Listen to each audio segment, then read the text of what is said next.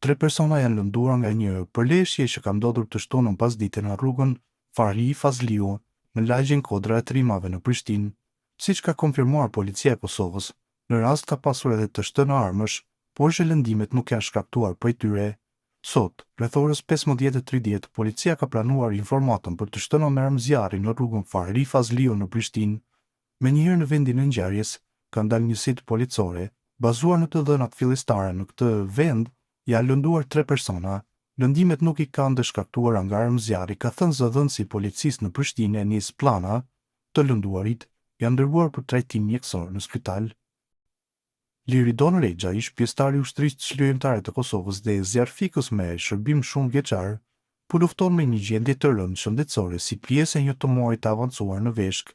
Sipas familjarëve, gjendja e tij është përkeqësuar ndjeshëm, duke bërë të domosdoshëm trajtimin urgjent jashtë vendit. Ky trajtim është kompleks dhe kërkon ndërhyrje të specializuar mjekësore, të cilat të i kalojnë mundësitë financiare të familjes, edhe pse një pjesë e shpenzimeve pritet të mbulohet nga mbështetja e qeverisë. Përmes fondit të sigurimeve shoqërore, shuma e paraprake nuk është e mjaftueshme.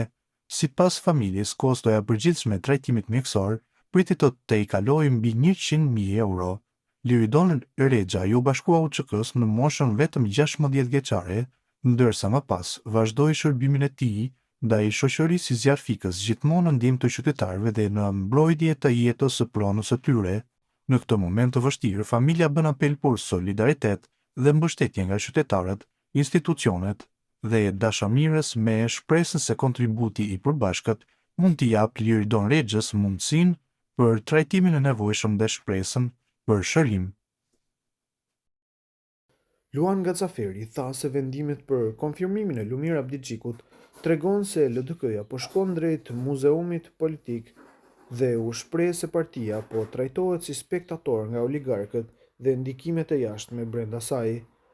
Ai e konsideron procesin si një përzgjedhje e PDK-s dhe personave të lidhur me të, në vijim postimi i tij plot.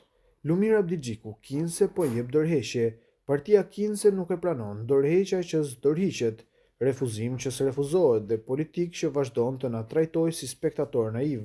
Sidoqoftë, një gjë është e sigurt, LDK-ja po shkon drejt muzeumit politik, pra përfundimisht është kthyer në një parti politike që po vdes politikisht, sepse kështu kanë vendosur PDK-ja bashkë me Baton Haxhiun, Berat Buzhalën dhe disa të tjerë si këta.